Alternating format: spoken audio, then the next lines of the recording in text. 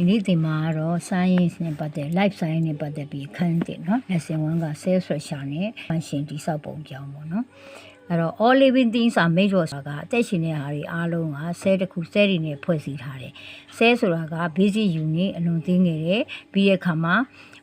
သူက organism ဖြစ်တယ်သူမှာ cell တစ်ခုလေးနဲ့ဖွဲ့စည်းထားတဲ့ဟာလဲဆိုရင် bacteria နဲ့ protozoa တွေကို unicellular ပြောပြီးတဲ့အခါမှာ consist of single cell နဲ့တစ်ခုလေးပါတာကိုပြောတာเนาะ other cell ကြတော့အခြားအပင်တွေမှာအပင်တွေနဲ့တိရစ္ဆာန်တွေမှာကြတော့အခြား cell တွေက cell အများကြီးရှိနေတာကို multicellular လို့ပြောလို့ရတယ် cell တွေကဆိုလို့ရှိရင် type မျိုးမျိုးရှိတယ်သူ့ရဲ့ example အဖြစ်ပြောမယ်ဆိုလို့ရှိရင် human